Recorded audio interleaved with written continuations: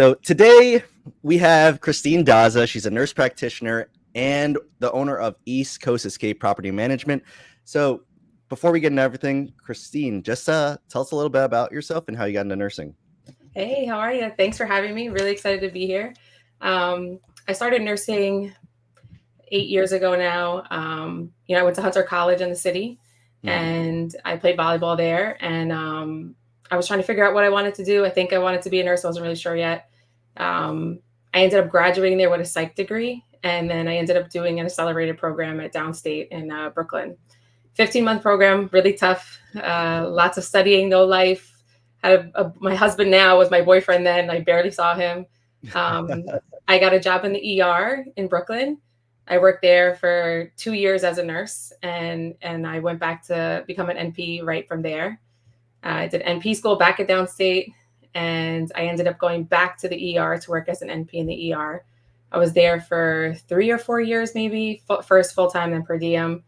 And I just kind of worked everywhere. I think that's the luxury of nursing is you can kind of do everything and anything. And you want to try something, you can, right? Oh, I did a little bit of per diem in New York Eye and Ear. I did some concierge IB drips. And then my last job was at urgent care in New York. I was a director there for 4 years, and I overseen providers, and I also worked clinically. Oh, gee. Are you still working as an NP now? I do now as per diem. I just actually left my full-time director job at the end of May. But I loved it. I mean, nursing's been my heart for a long time. And, then I started getting into property management and Airbnb, but I still do it. I'm working per diem now at a place in Jersey closer to home. Probably about once a week, I would say I'm there. I can't give it up fully. My heart is still in it, and I still love the patient care. So I do go back at least once a week. Nice. So just once a week. So is your full time now your property management? Yeah. So yeah, took a big risk. Us nurses don't like risk. I think we like to be very comfortable, especially when it comes to patient care. But I took a big risk during maternity leave. I was getting very nervous about going back to work, not because, I think just the fear of like leaving your babies and leaving your kids. I have a 4-year-old and a 1-year-old. And, I had the luxury to work from home, but I had a very big job where I was working 9 to 5, longer than 5 p.m. Sometimes my house was my job. It was very hard to, disconnect. And I found myself on my work phone all the time. My kids never really got any of my attention. And it started to become very draining. As much as I loved the job and I loved the field and I loved what I did. Prior to that, during maternity leave, my husband was like, we've been looking into Airbnb, we've been looking into investments, we've been looking into real estate for 4 years, never did anything about it because there's a risk always involved. Oh, right? Yeah. Then COVID hit and like everybody was buying houses and it just wasn't the right time. And then during maternity leave, I came across this like a mastermind course that I signed up for. And I said, let me just see if I can learn something. And it was a year program. It was like once a week in the evening. There were some like hours I'd have with a mentor. And throughout the week, there were coaching calls in the evening also that you can like join in and ask Q&A. And that was the start of this awesome adventure. Dang. Yeah. So we launched our business, started very slow. My husband started doing everything when I was on maternity leave and I was, recovering with the kids. And I went back to work, my full-time job, and I was just as dedicated. I worked, barely touched the Airbnb business. And, he was the stay-at-home dad and doing that on the side in the mornings, late nights. Oh, yeah. And we put a lot of time and love and energy into it. And then it just came to a point where, I just felt like I needed more passive income and more time with my kids. And I just took a huge risk and I just ended up resigning. Dang. And I went full force into, being a mom. Number one was the best part of it. And then just like working on Airbnb and working on growing a business and being my own boss and working my own schedule and doing my own thing. So it's been fun. That's awesome. And that's a lot to unpack. I was like writing notes while you're saying that. But before we go into the thing that I really want to go into is like the Airbnb. But so before we go into that, the work from home, I know a lot of people are making it so glamorous about like, oh, you could work from home and you could do whatever you want, pretty much go on your breaks at your own time. But you're also saying that you're your home was work, and then you couldn't disconnect the work and the home. Like, so can you just like shine a light on that a little bit? Being like you said, like kind of like not neglecting your kids, but you felt like you were neglecting your kids or something like that. Yeah, Like that I mean, work from home really might not be it for everybody.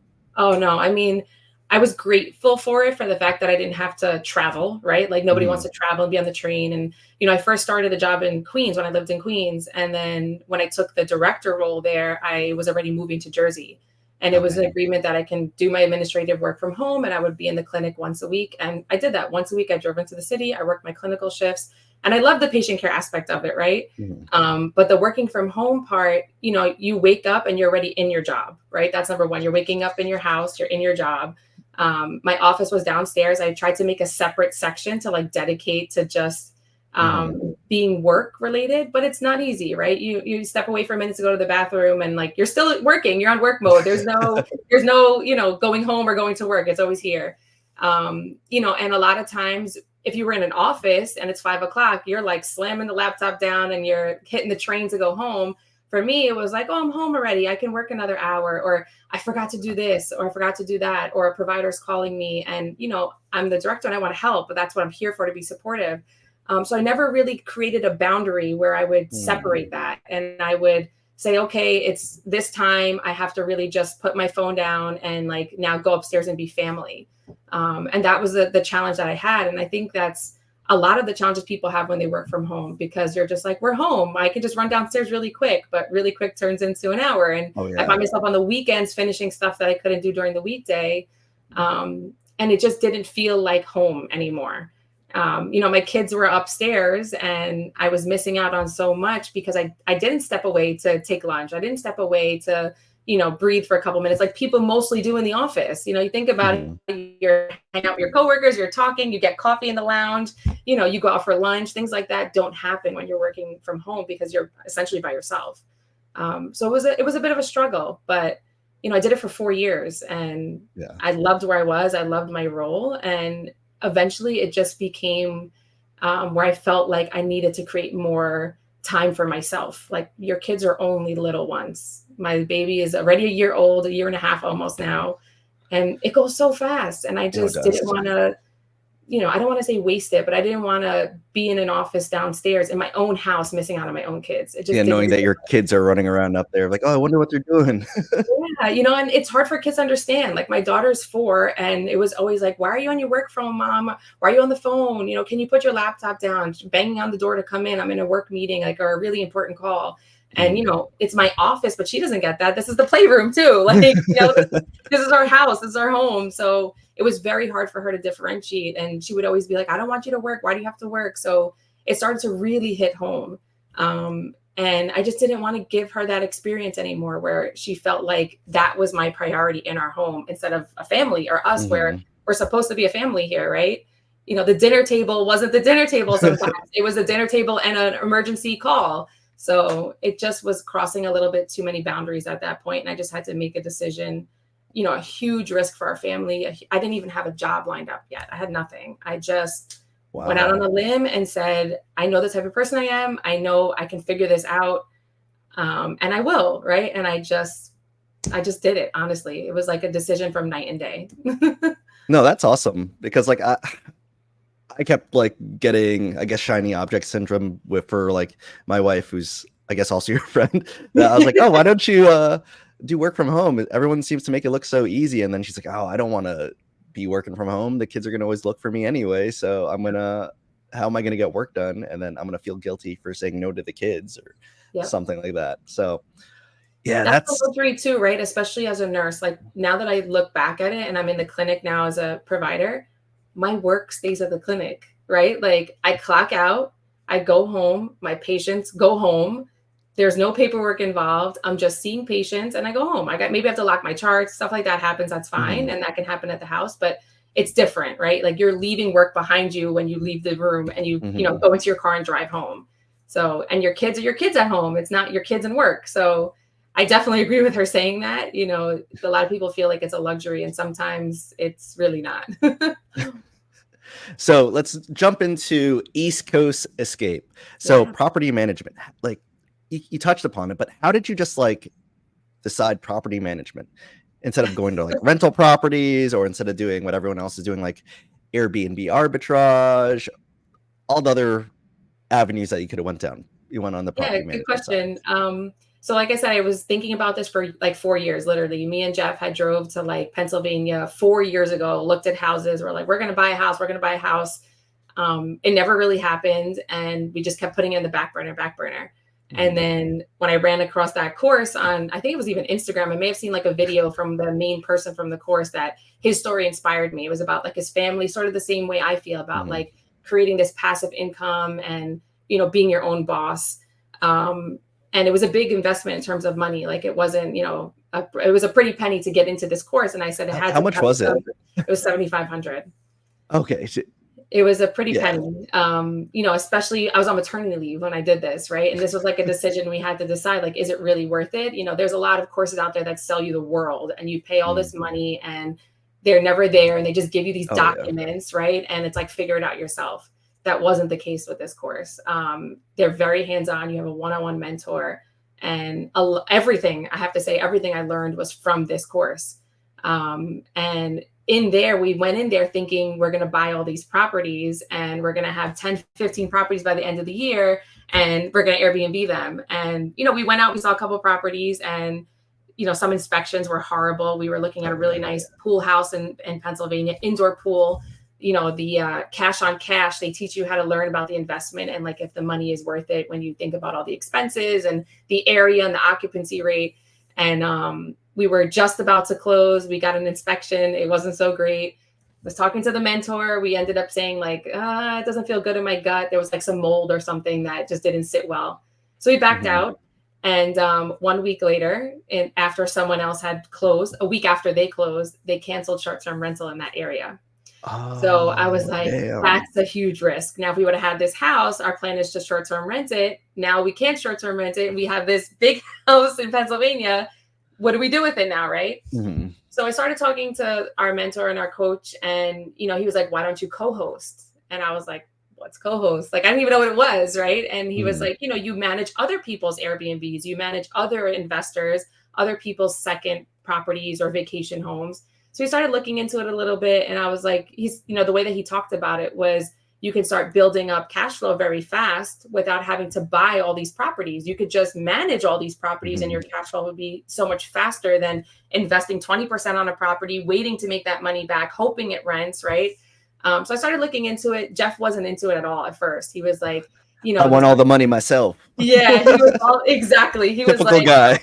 Exactly. Typically, like the average percent you'll say is like anywhere from 20 to 30% property managers will take. So overall monthly revenue, you get 20 to 30%. And he was like, 20%, like, but we can have 100%.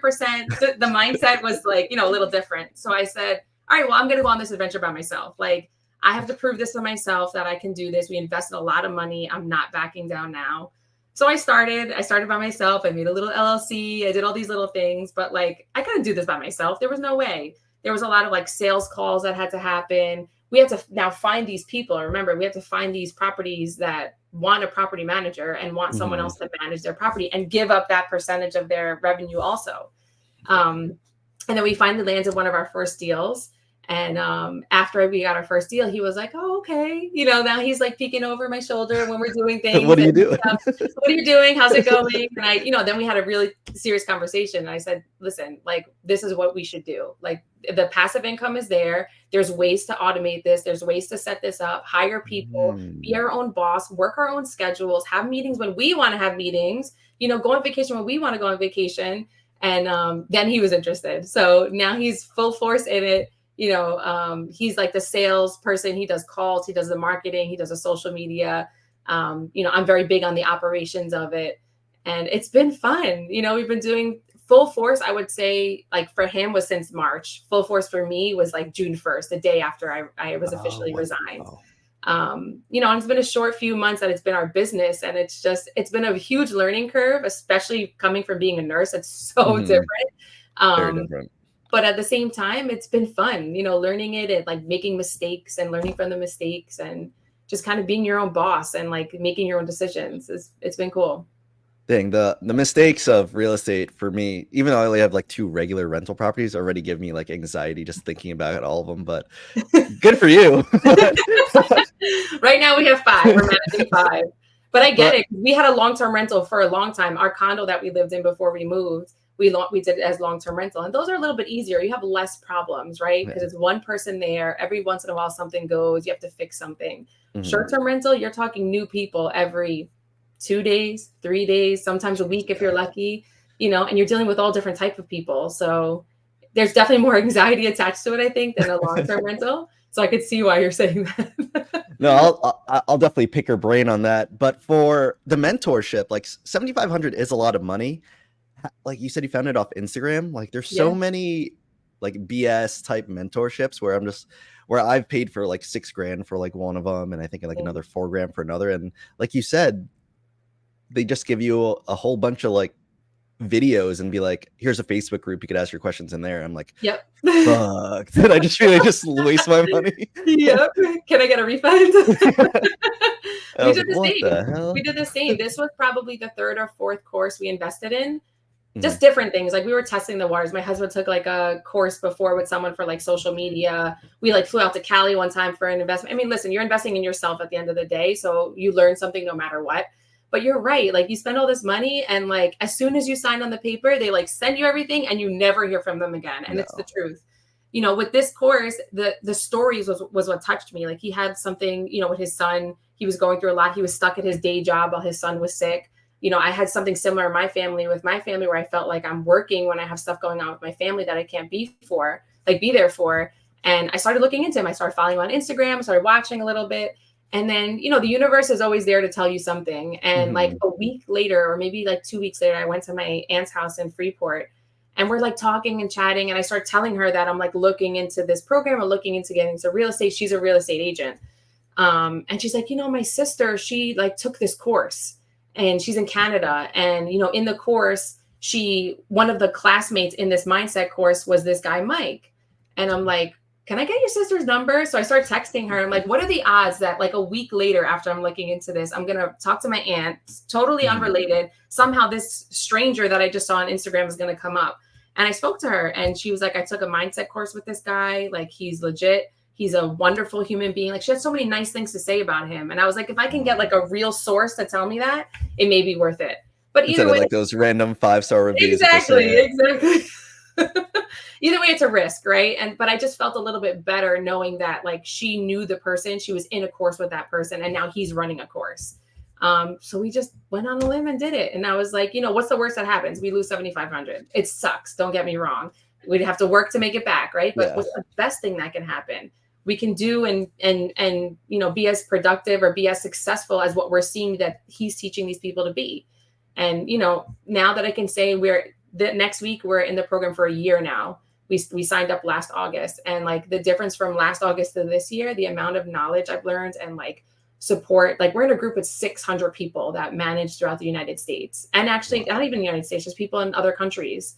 Like the support is there. There's weekly classes. There's every single day, Monday through Thursday, there's an hour course that you can jump into. Not mandatory. The recordings are there if you can't make it. Like me, I would watch the recordings later on because I worked.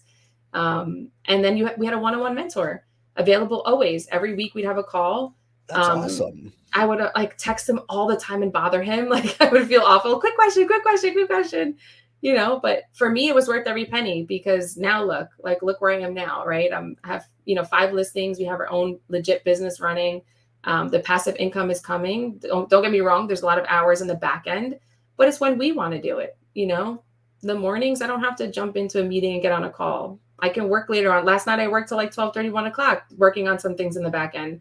My kids were sleeping. I had a nice day with them. It's worth it to me now. I get to see them. I get to hang out with them. It's worth it. So how did you find the first person that was going to allow you to do property management for them? Great question. So our first property was at a property upstate in Colebrook. And we just started like hunting and doing, some cold calls for people. And prior to that, my mentor, he had a place in Georgia. that he does his Airbnb, and we were working with him for a little bit and like learning the business and helping him manage and getting some information from him as he was mentoring us.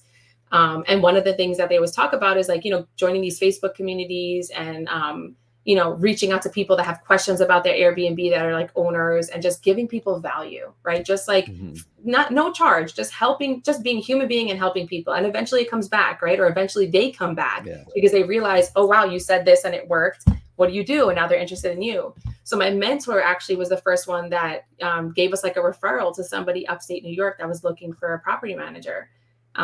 Small, tiny cabin, really cool place, nice spot, private location. And we got on a call with him, and like maybe a week or so later, he agreed to work with us. And we were like so grateful and excited, right? Because we knew like our heart was going to go into this. We knew everything we learned, everything we did with our mentor and his place, like we were going to just bring to our place and, you know, make this successful for this owner. And a lot of them you find they're like, they're not making money, they're struggling. You know, a lot of people think you can just buy property and just put it on Airbnb. And it doesn't work that way. There's so much more that goes into it, you know? And we were able to make it successful. Like we rented him out the first month or two more than he rented out that time period, you know? And even now he's still renting, he's making passive income. He has a full-time job, and now this place is making him money. So, I mean, for us, that's even better too, right? Like we get to help other people make passive income while we do. So it's been awesome. That's an amazing story. But like how the sales pitch, that's something where I'm terrible at, as like we're so one track minded with whatever nursing stuff that we've been through or whatever. And then like, how did you get like that switch flip to be like, I have to sell myself to this person that I could be their property manager, and I'm sure in the back of your head, you're like, I hope I get this because it's my first property. Yeah. I mean, I have to be honest, I'm not the salesperson either. And that's because, you know, my nurse practitioner mind, my medicine mind, that's not who we are. You know, even in my previous job, a lot of like things were like pushing business and bringing in business and building services and like bringing in other companies and patients. And it just didn't sit well with me. Like not that I'm not good at it, but it wasn't who I am. Like as a nurse or a nurse practitioner, you're not about sales. You're more about like, you know, you're personable, you care for people, you want people to feel good. So I didn't really do any of the sales calls. Like that's where I was like begging Jeff at the time to come in. You're so good at this. You do sales. Like you are good at like talking to people. One of the courses that we were talking about that we invested in was like on a sales type of thing. So he had background from that. And he would do like the first call. Like for me, it would have to be like through Instagram or Facebook. Like I don't want to call anybody. I hate cold calls. I hate when people call me and try to sell me something. But like for me, he would kind of give me like the second, like once it's a warm lead and they're already like interested and you don't have to kind of persuade them, I can like hit a home run after that because I'm a personable, like I can be very personable. I'm not trying to sell anybody anything at the end of the day. Like I just want to bring people value. I want to manage your property and help you because you're not making money. I know how I can make you money. I know how we can make it successful with only a few things to even start, right? And that's the approach I take. I'm very upfront. Like people will be like, can you guarantee that you can make me this amount? No. And if someone tells you yes, they're lying to you, you know? And I tell them that, like, I'm not going to guarantee you anything because tomorrow short-term rental can be canceled. Your house can get hit by a hurricane or a tornado. Like anything can happen. I would never guarantee that. So I'm just honest with people, you know, and I usually ask them that, like, do I have permission to be honest with you before we talk and before I tell you about your listing and what's wrong with it, what you can do better. And I think people like that, you know, and I'm there to answer questions. If they don't want to work with us, sometimes they still reach out and they'll ask me a question and I help them. You know, you don't have to work with me. I can still give you information and value because I learned it and it helped me. So. And then eventually I could be a lead to eventually a later property. Yeah, so we've got referrals from people like that before, you know. Do you just like point out like the pain points for like their listing? And I'm guessing you have like all the analytics to show like you're probably not making as much. This is how I could help you without showing like actual numbers, right? Yeah, I mean, we give legit numbers, but it's always like an estimate based off of the area. So, you know, we're in the Poconos now, right? So I'll give you an example. Someone has a house in the Poconos. We'll run an analysis report for them. We'll take their address. We'll run what their area is doing, people around them are doing. And we'll run like amenities, like do they have a hot tub, do they not, do they have a 5-bedroom or not. It always will be similar. And then when we run that report, it'll give them a baseline of what they should be making. We can also see on our end what they are making. So that's kind of an advantage for us, because we know when we're targeting these people, they're not doing as well as they should, or their competition is. And we can tell them why, or help them why, like with why. A lot of the people we target are from like Evolve or Vacasa. I'm not sure if you're familiar with those property management companies. No, not. So I think I've like, heard of the second one you said. Vacasa. Yeah. They're like big they're everywhere. Companies where you're legit just like a number. Like your property is just listed. Like if you go onto like Facebook and you read these like Evolve community nightmare groups, you'll see like the craziest things that go on in these Airbnbs. They're not properly managed. Their reviews are poor. They're not making money. Their listing is like, it's summertime and they have pictures of winter. Things like that like can make a big difference on someone's rental. And that's where we'll start with like, what are your goals? What are your pain points? And what can we do to help you? And they'll go on and on sometimes. And it's a simple fix every once in a while. Sometimes it's a little bit deeper. They need to invest more money. People are afraid of that. They don't want to invest more, but you have to spend money to make money. And that's kind of the goal with real estate, That's crazy, because like I didn't know that. I knew Vacasa was huge, but me and like for some friends always like rent out like a short-term rental in Virginia Beach, and they're like the main company there.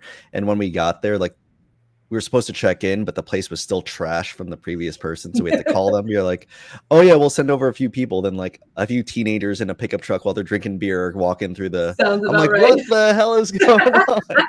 There's your Vacasa experience. Not all, I don't want to bash them either. That's not right to bash them, but that's the people that typically we target, because they're in these big development, companies that, like you said, they're just kind of hiring anybody because they have so many listings. They have thousands and tens and hundreds of thousands of listings, right? Like we have 5. Like we're going to give you all of our attention. We're going to make sure that you're successful. You're not 1 out of 100,000. You're 1 out of 6, right? Like, and that's kind of where we go. And it works. If people want to hear that, people want their property to be taken care of. I want to treat people's property like it's my own. I want to treat people's property like the house I live in, right? Or the house I would want to rent. So. And are the houses, when you take over the houses for like property management, do you have to like fix up anything or furnish it even more than what it already is? Yeah, so that's a question that we would have on the call when we first speak to somebody before we sign, like how much money you're looking to invest. The example, the Colebrook property, very tiny cabin, but it was a little outdated, right? Like the bedroom wasn't, I don't want to say nicely decorated, but it wasn't Airbnb STR presentable. And you always want to have like an avatar, someone that you're looking to rent to, right? Like who is the person that you're trying to advertise for? And like this place is like the cutest little 2-person, maybe 4, like 2 couples, romantic type of cabin. And it didn't feel that way when you get there, right? And that's okay. Like it was a younger gentleman around our age that owned it. And that's where the help comes in, right? Like I came in with our team. We've spent maybe, I want to say like $200, honestly. It was a small budget upgrade, a little bit of decoration, a nicer desk, a little bit of a, homier bed setting, some sconcer lights, like to make a romantic setting. And night and day, the difference in how it looks. Some people have no budget, right? And they're just like, do whatever you have to do to make this place successful. But that's something we always talk to them about when we first get on a call with them. Like, where's your head at? How much money are you willing to spend? Because if you look at your neighbor, they have a jacuzzi, a sauna, they're on the lake, they have a game room, and you just have a lakefront. You don't have any of that. So if I'm renting 2 different places and I'm looking, I'm not going to go to your place. I'm going to go to the neighbor's place when I want to have a better time, right? And some people will say like, oh, just make us money and then we'll invest it back into the business. And I'm like, it doesn't work that way. You're not going to make the money. You're not going to get the rentals if you don't have all of that ahead of time, So it depends. Out of the properties that we've had, I have to say maybe 50% of them, we've had to do slight touches or slight upgrades. And my mom helps with that. That's another part of this business. Awesome. Is like my mom's involved now. She's great at interior design. She's always wanted to do it. And it now kind of like gives this opportunity where she can come in and use her expertise and have fun. And like, we're doing it as a family, so it's been cool for her too. Like I'm looking through the pictures on your website right now. Like these are, and then you also get like professional pictures and got to make it look as amazing as possible. That's a must. That's one of the things we'll tell them is you have to invest the money in professional photos. Your iPhones, yeah, they're great. And now there's like iPhone 27 out and the photos are amazing, right? But like, it's not the same as a person who's a professional at Airbnb and can get the details and get the coloring, get the highlights and get the twilights and all this stuff. That is a must when we move forward with a property. They have to have professional photos and even a video. We do videos also to kind of like create a visual like storytelling method to people to feel like what they want to feel on that vacation. Yeah. Like I'm looking at the pictures, like these look nice. Yeah, they're nice. These places are cute. Like, and you know, you have to have a standard of who you want to take over too. But we're not going to just take anybody, right? There has to be some quality in the place, has to be in a quality area, place that's going to rent. You're putting your time into this too. So, you know, I tell homeowners the same thing. Like, we don't make money unless you make money, right? That's how it works. We get a percentage of your revenue. So if you're not successful, we're not successful. And that's how, you know, that's how we tell them we're going to put our heart into this because this is our job too, you know? So the biggest pain point for me to like say start an Airbnb or something like this is like, how does someone that, since you're in New Jersey and you're doing like the hosting like an hour or two away, how did you find the people to help you with this? Like the cleaners and the people take out the garbage. How did you make how did you set up everything? It was a struggle in the beginning, I could tell you that much. And that's why we stayed in the Poconos area because it's only about like an hour and 10 from us. So I said, okay, in worst case scenario, if there's an emergency while we're like getting our feet wet and we're learning about this and we're like, you know, building the business, it's close to home that we can at least get there if we really had to. But like, you know, the day we were supposed to meet, when we were originally supposed to do this, I had to cancel on you last minute because the cleaners canceled. And here I am driving to the Poconos cleaning 4 properties, right? But that's 4 properties, not just one. Oh, no, it's 4. But that's part of business, right? Like as a business owner, things like that are going to happen. You have to be willing to get your feet wet and be willing to be in your business. And I went with my family and we did it, right? And the houses were ready for the next guest that came in. But it was a struggle. I mean, to tell you, I've probably had 3, 4, 5 cleaning teams. Like cleaners are the biggest bottleneck in the business because anybody thinks they can just clean for short-term rental or Airbnb. And it's not the case. You really have to have someone like hospitality that knows that, you know, the towels have to be folded a certain way. You can't leave a 1/4 roll of toilet paper. It has to be switched out. Like things like that are really important. Like the first impression when a guest walks into the home is really everything, right? You know, you can't leave hair in the shower. It has to be a standard that you're looking for. So we went through a bunch of cleaners, you know, and I've had even cleaners that I use now sometimes where things happen. I'm like, this cannot happen again. You know, I get it that like nobody's perfect, but there are certain things that you cannot miss, you know, like you have to make sure it's done. And it's just been interviews, word of mouth, talking to other people in the area, meeting people. Like I'll do spot checks sometimes. We'll get a new set of cleaners that come in or like someone that does maintenance. And I'll just show up after it's done and just kind of take a look. Don't say I'm coming, right? And just make sure it's up to like the standard that I would want a guest to have an experience with, or the standard I would want if I was going on vacation and I was coming into a home. There's also some cool systems in place that help you like automate these things. Like there's a couple apps that will find cleaners in the area for you. They have reviews. It connects to your PMS system, like what I use to run the systems for Airbnb and VRBO and our direct booking.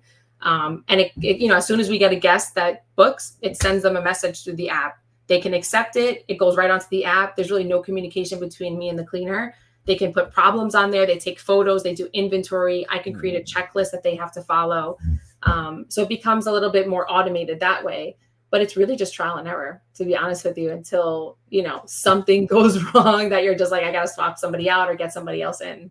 Oh, gee. Like, what was like the worst thing that happened to one of the properties that you're hosting? I have to be grateful and say I don't have anything that's the worst thing that's happened yet. Like a bad experience was our HVAC went on one of the properties in the lakefront. It was like that week in maybe mid-July where it was like 90. It was like the hottest week of the summer. 3 days in a row. We have guests there that were coming for like a party. It was horrible. The HVAC went. It was so hot. They called me. It was like 91 degrees in the house. I'm like, well, there's a lake out front. Go swimming. Like, I don't know. Like, I'm trying to figure out how I could get someone there on a Saturday now. Like, that's another thing. All these problems always happen late at night or on the weekend when it's really hard to get somebody there. So I ended up like offering them a refund. They were great about it. They were super great about it. They ended up still staying. We refunded them for like the night or something. But we had guests coming in the next morning. And I was just like, oh my God, what are we going to do now? But luckily we had our next listing that we just onboarded. We were going there that next day. And I had said to my team, like, we got to move these people to this property. You know, it was literally day one. We just took over this new listing. And I'm like, we can just move them from there to here. It's not lakefront. It's in a community. There's a jacuzzi or a hot tub. There's a lot of stuff and a lot of amenities. So we had like 4 hours that morning to like get that house ready to get the new guests over to this house. But I haven't really, honestly, I haven't had any horrible experiences. I think just me having to go clean that time was like horrible, but nothing happened bad, right?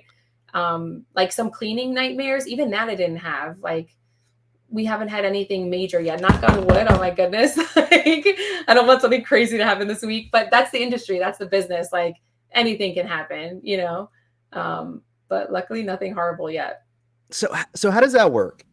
Since you moved guests into a different property, how does the revenue system work for that? Because a different owner, but you're the property manager, different owner, you're the property manager, you just moves around guests. Like, is there, like, how does that work with, I guess, your revenue sharing and all that?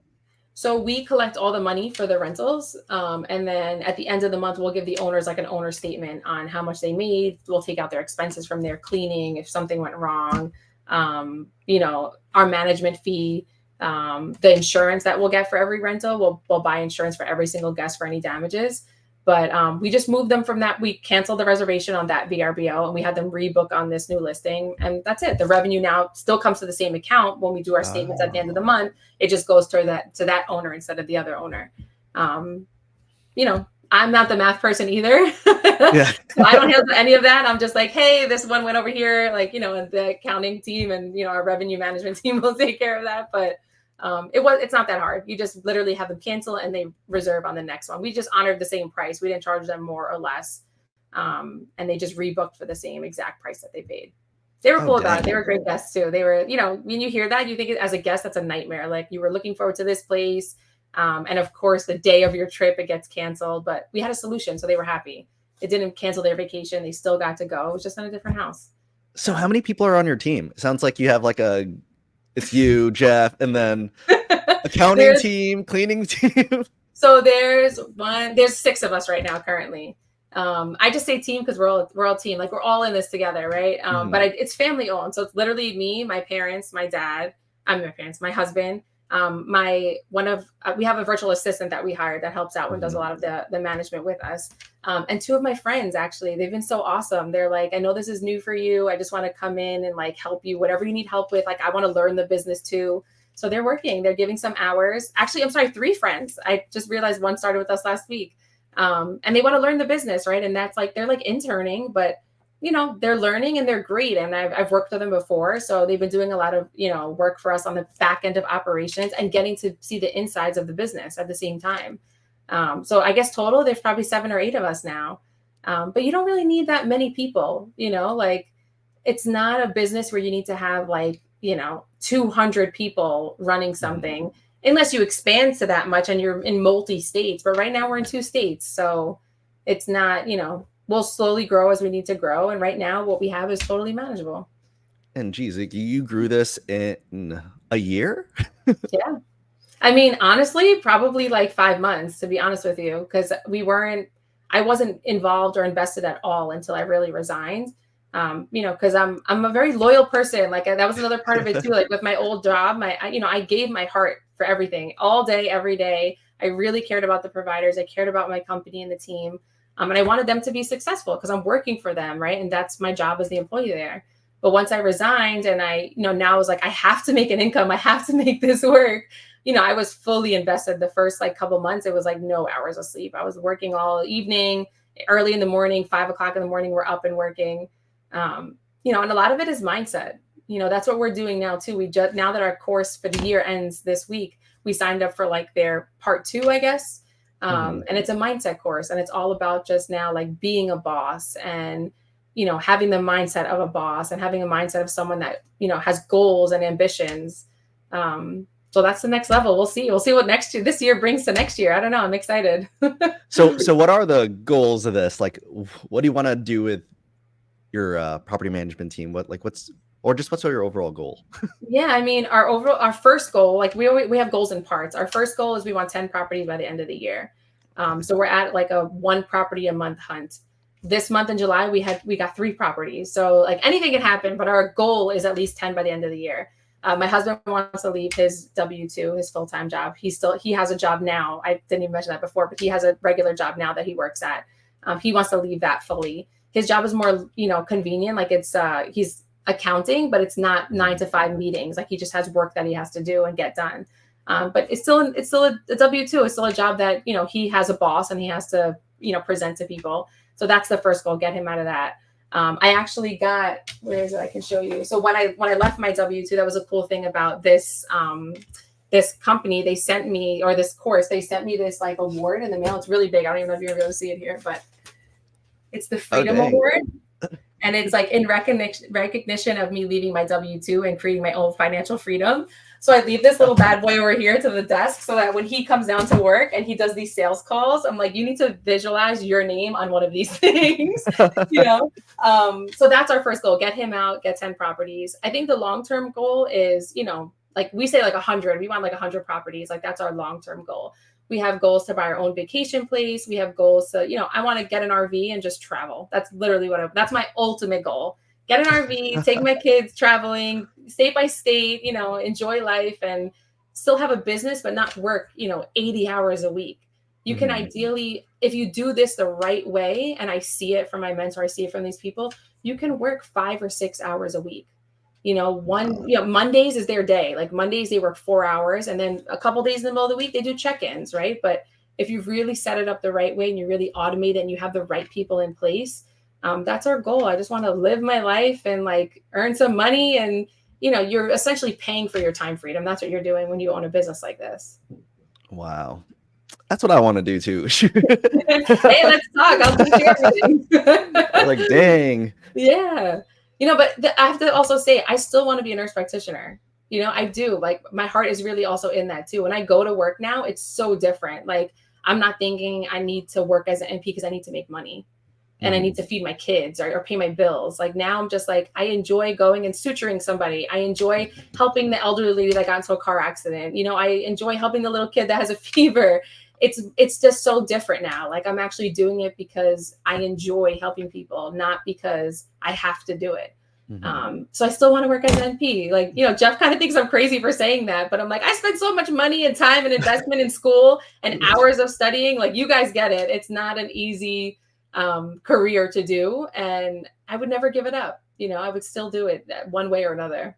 No, that's true. Like some of my coworkers will ask me like, how are you always happy coming to work? I was like, because I got stuff going on outside of here. I don't have to hate being here anymore. Like, I just do my shifts and I go home and I could work on whatever I want to work on. My wife and kids are healthy. So it's like, what's there to be mad about? I have like, I think that's the beauty, like what you said about like nursing. You can just do your shifts. And as long as you're leveraging your time and I guess the money that you're bringing in from your nursing job correctly, you could do a lot. Yeah, for sure. And less burnout now too. Like that career is such a high burnout career. Like, you work 16 hours today, tomorrow you go back for a 12. They ask you to stay another 4 and you're like 16 hours in a row. Your patients sometimes can be abusive. You don't get to eat. You don't get to pee. Like, there's no break.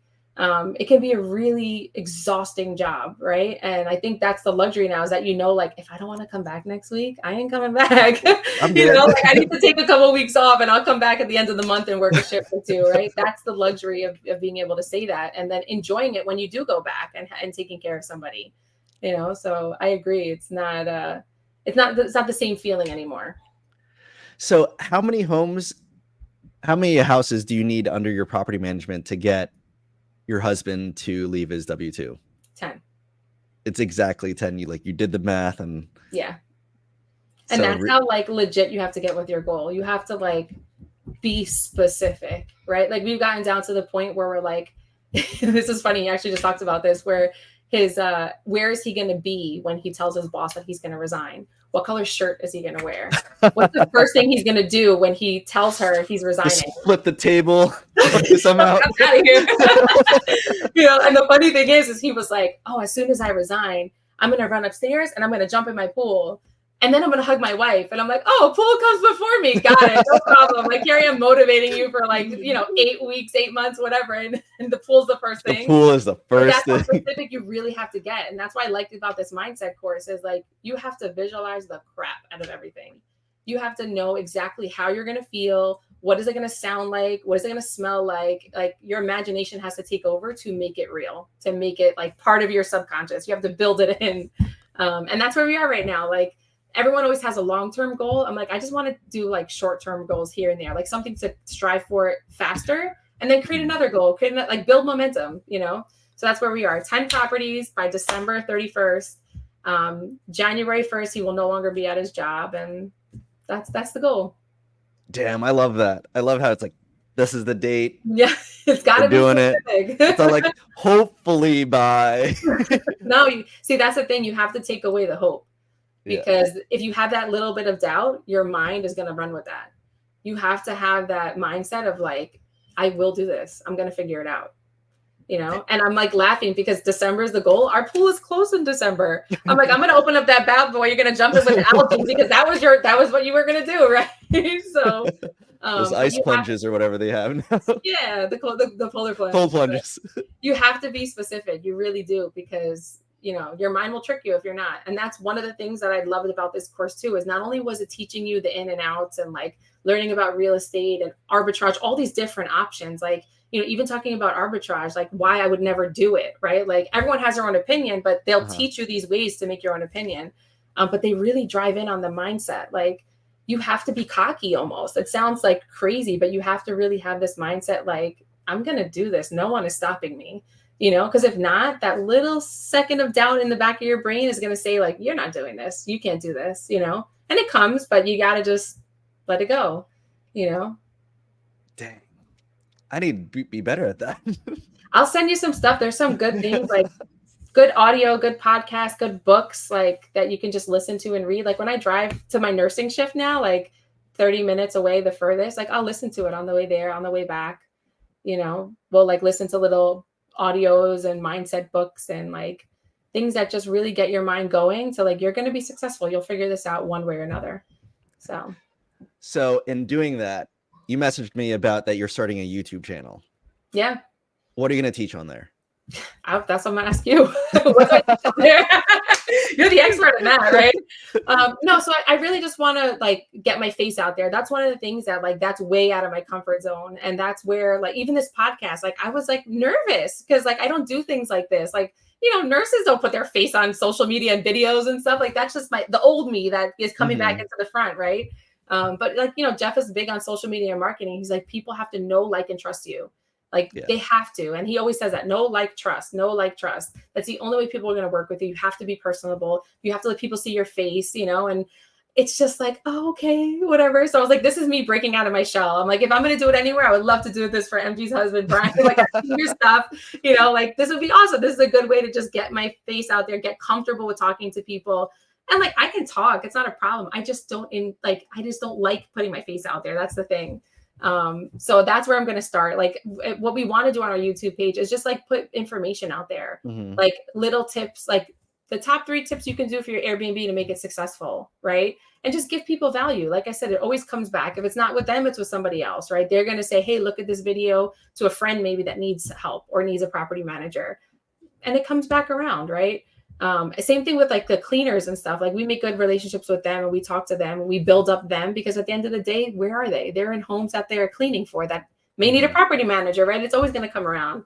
So that's where I'm starting with the YouTube channel. Like we started putting a few videos up there. I think Jeff made a few videos on like revenue management, like short, like maybe 3 minutes, nothing crazy.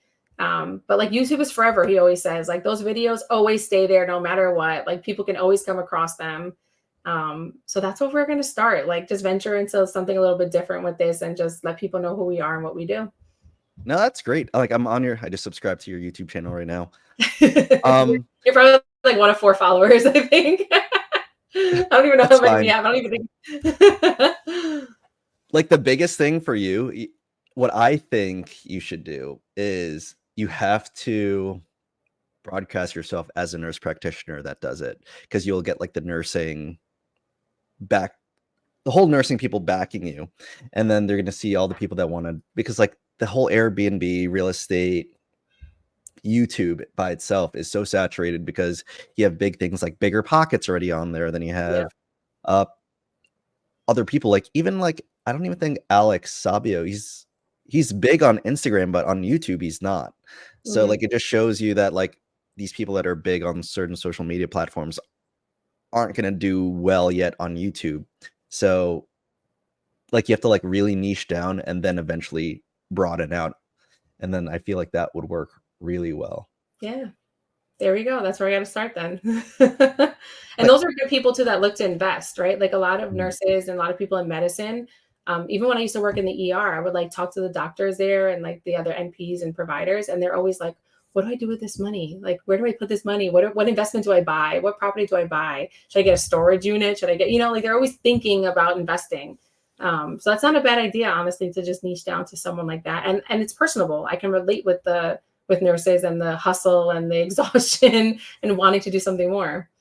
And yeah, definitely. If you wanted to go on a lot of other people's like investing nurse CRNA NP podcast, like I could plug you to a lot of them because they're all into that.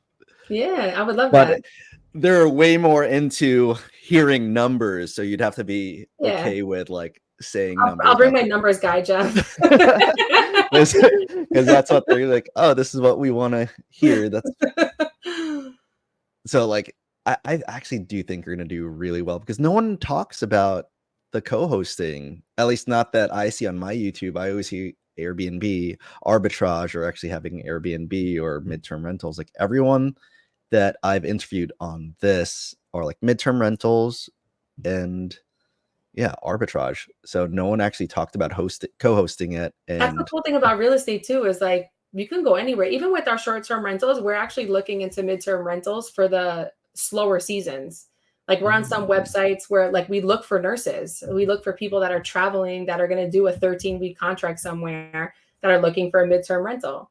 And that's kind of the cool thing about the business, is it could be short-term rental in the summer, and then when it's not busy in the fall for 13 weeks, you can make it a midterm rental. Still have a rental in there, still make some money on it. And you look for specific people in these areas that may need it. That's awesome. Like I heard of it like once or twice. I looked into it and then I was like, how do you do that? And then I just like went on to the next idea in my head. Yeah. That's how we were with real estate in the beginning. We just were like, oh, okay, we'll look into it, and just never did until we did, but even like, I know we touched about arbitrage a little bit. Some people love it and some people don't. And the reason I didn't like it was because the same reason with buying a property, you have to put money up front without a guarantee that you're going to make the money back. A lot of these places, they're not furnished. You're dropping thousands of dollars to put in some furniture and hope that it rents, right? Or that you at least make that money back and more. With co-hosting, there's no upfront investment. There's nothing. Maybe the $300 to start your LLC, right? Like there's nothing major. True. Wow, that's such a low overhead. Like I didn't even think of it that way, because everyone was saying, oh, like you said, like why buy a property when you could arbitrage it, because you only need is like 10K. I was like, 10K is a good amount of money for a lot of people. Like you can't just jump into it, then all of a sudden also be your own property management, because then you have to pay other people for that. Yeah, you have to know what you're doing. You can't, 10,000 is a lot to invest and not know what you're doing. And that's the point. You have to, now you're hoping to make that money back. Yeah, without a guarantee. Dang, I'm definitely gonna pick your brain about this, because at least I know some, like you live like 20 minutes away. I'm like, let's go. It's like, and our kids are like the same age, right? Yeah, I think so. Like, how old is your youngest? 2. Yeah, my son's 1.5 years, and your daughter is the same age as Haley, I think. Oh yeah, she's starting pre-K. Gonna be turning 4 in October. Yeah, so we gotta do it. We can stop college. That'd be awesome. So Christine, if you had to give advice to anybody to get to where you are today, like what advice would you give them? Take the risk. It's so worth it. I think follow your gut. For a long time, I did not follow my gut, for sure. And I just don't like being out of the comfort zone, but it's a lot more comfortable on this side. I can tell you that much. Just take the risk, find someone that you can relate with and can mentor you. Like I'm mentoring a couple people now, like reach out to me, like find someone with a story that can really relate to you, that can help you drive to be where you want to be. you know, one life to live, and I don't want to look back and regret anything. So just got to do it. Just go out and do it. That's my advice. I like that. I like that a lot. So, Christine, thank you so much for hanging out with me for an hour. And then I'm definitely going to be This was speaking to you awesome. after this. Anytime. Thanks for having me. This was great.